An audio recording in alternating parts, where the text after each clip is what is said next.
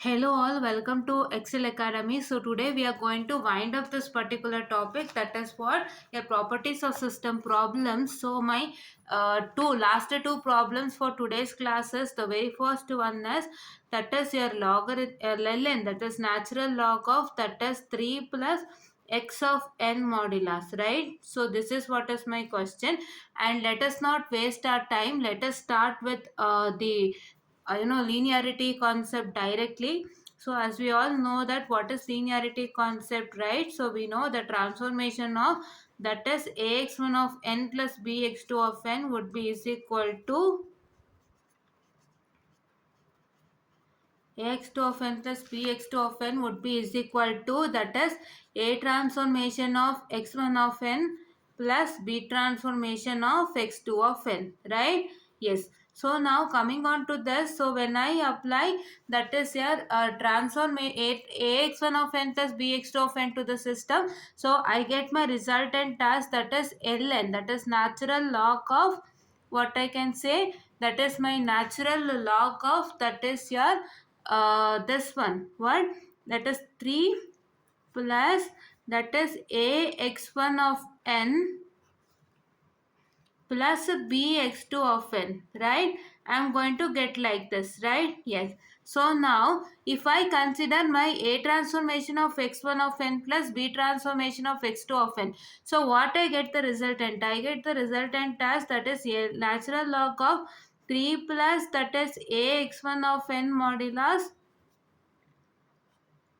plus, what I can say, I get it as, so here a is now taken, a should be taken outside, because why? It is because a transformation of x1 of n, so here a and b are outside here, so keep a and b outside without fail, and here you can see that it is b transformation of x2 of n is resulting in b into natural log of, that is 3 plus x2 of n the whole modulus, which is different from this. This and this are not at all equal, so I say that it is non-linear, right? I guess you got it how, because we are taking the separate transformation of x1 of n and x2 of n, and this is resulting in separate transformation of x1 of n, this is resulting in separate transformation of x2 of n, that is this, and here it is the whole transformation of x1 of n and x2 of n. So this and this are different, so I say that it is non-linear. So here you can see by the question itself that it is time invariant. Why?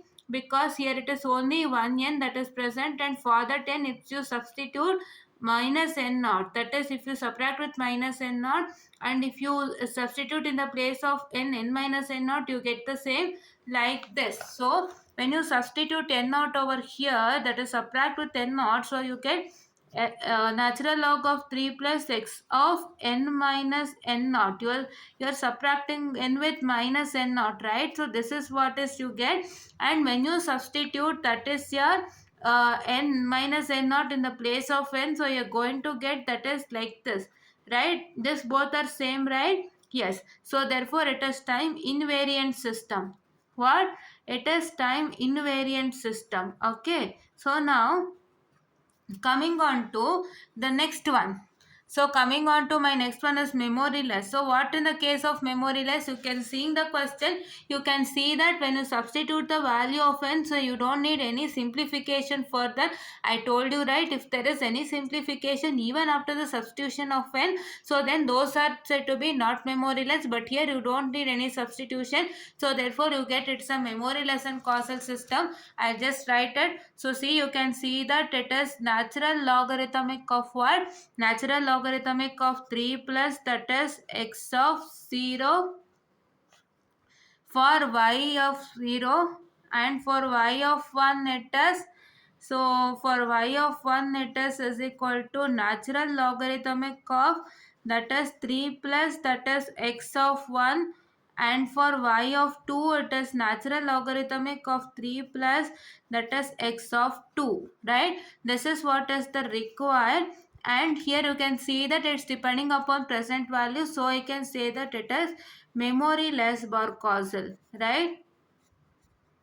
Memoryless for causal, and it is also a stable system. So how come, what is the condition for stable system? So the condition for a stable system is like this. So that is it is, so that is y of n modulus that is lesser than or equal to bx that is lesser than infinity, right? That is what is your condition. By, I'm sorry, it is by lesser than infinity. So here you can see that it is what is y of n modulus. Sir, y of n modulus is that is natural logarithmic of 3 plus x of n modulus the whole modulus is lesser than or equal to by less than infinity. As this is the equation is satisfying, you can say that it is a BIBO, that is bounded input and bounded output. So therefore the system is stable, right? This is what is the given problem. So I repeat once again, when in the case of linearity, if anything is multiplied with x of n or x of t, you need to make sure that that particular gets multiplied when you apply the whole transformation, right? You get the whole transformation of that particular with multiplied with a term which is multiplied to x of n, right? And if that term is getting multiplied to the what I can say the x(1) of n or plus bx2 of n or x1 of t plus bx2 of t, so you can directly say that it is a what I can say, it is a linear system or else it's a non-linear system. So when you do the problem only you get to know, right? That is what is found out a trick, right? And second one, in the case of time invariance, right, you can see that if there is any other n which is present that is not associated with x, like you get a single n or single t, or you get t plus 10 or t minus 1 or so and so, for those kinds of things you don't you get it's a time variant system. And for memoryless, I told you that for any n, that is for any n or t, if you substitute the value of n or t and you see that there is some simplification required even after the substitution of n, so therefore you can n or t, you can say that it is a not memoryless, but it might be causal or non-causal depending upon the output. And then for stability, I told you how to study all the problems without fail, right? Yes. So now coming on to my very last problem with respect to this topic today. So the very last topic I will show you, that topic is,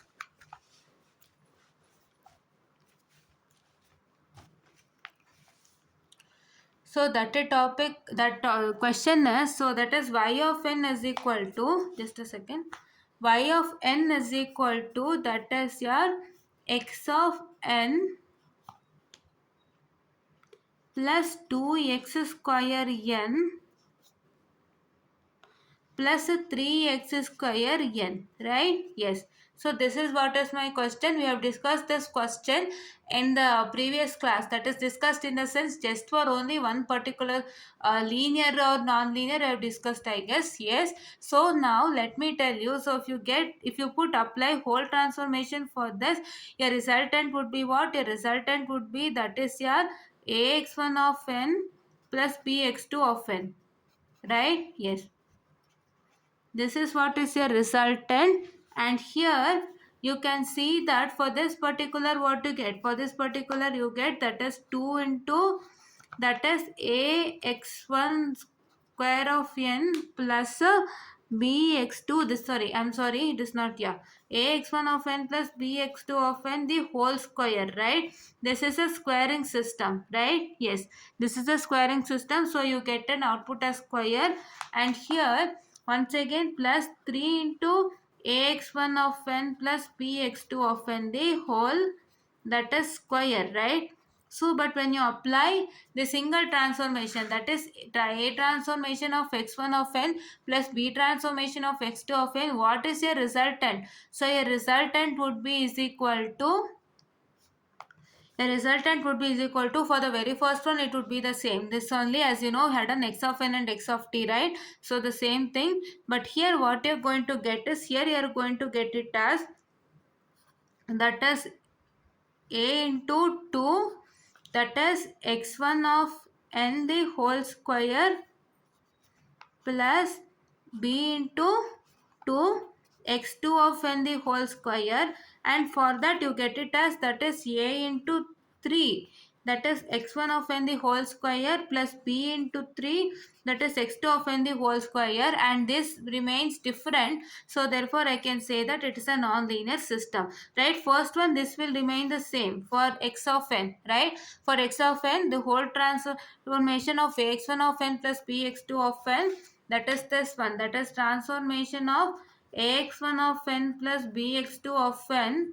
So as well as that is your this one, that is a transformation of x1 of n plus b transformation of x2 of n, they'll remain the same for x of n, but for all others it remains different. So therefore for other two, so therefore it is non-linear system. And by this question you can say that it is a time invariant system, because there is only one n, there are different n's here, but these n are associated with x itself. So therefore when you consider the whole transformation of x of n minus n naught, you can consider all the three n there and you can subtract with minus n naught, right? So you need to check with that first. So what is the transformation of, that is x of n minus n naught? So transformation of that is x of n minus n naught, for that you are considering all the three, that is you are considering x of n and subtracting with minus n naught, then once again you are considering 2x square of n and you are subtracting with, that is what I can say, n minus n naught. Just a second guys, n minus n naught, like this, right? Yes. And then once again plus, that is yes, considering 3x square of n and you're substituting n minus n naught. Here in the case of this, you don't consider the n which is single, like if you get nx of n or t plus 10 into x of t, so and so questions, if there is any single t which is not, or n which is not associated with x, those n you are not going to consider. You can consider the n which is associated with x, which is present inside the brackets, right? Yes. So now here for the case of that is your y of n minus n naught. So y of n minus n naught, so it is like you can you get the same result for y of n minus n naught also. When you substitute n by n minus n naught, you get the same. So therefore their time invariant system, and they are memoryless system and causal system, and also they are what I can say, the also their stable system, right? So why memoryless? Memoryless is because when you substitute the values of n, you can see, when you substitute the value of n, you can see that you will retain the same value of n here. You don't do any substitution or any simplification, right? So see here, if you substitute 0 over here, so you get x of 0 plus 2x square of 0 plus 3x square of 0. If you substitute 1 over here, you get x of 1 plus 2x square of 1 plus 3x square of 1, right? So they depend upon the present values only. So I say that it is memoryless, it is causal, as well as the system is stable, because it depends upon bounded input and bounded output, right? So these are the two problems for today's session, and by this we wind up on module 1, and we'll do the revision for module 1 soon. Revision in a sense, a small revision class wherein we'll understand the highlighted important point for each and every topic, right? And we'll do it very soon, that is I'll try to do today itself, or let us do it tomorrow without fail. So, and this is for today's class, and we have learned all the topics, we haven't left any topic. And if I have left any topic without my without knowingly or unknowingly, if I have left any topic, I'll do it without fail. I have confusion with respect to only one topic. I don't know whether it is there for you or not, but that headline is not present in your syllabus, that is a basic signal processing. So therefore I'll just check it with the notes, and I'll make sure that I'll do that topic also without fail if it is there for a syllabus, right? And this is for all for today, and let us meet up with the revision class. Thank you.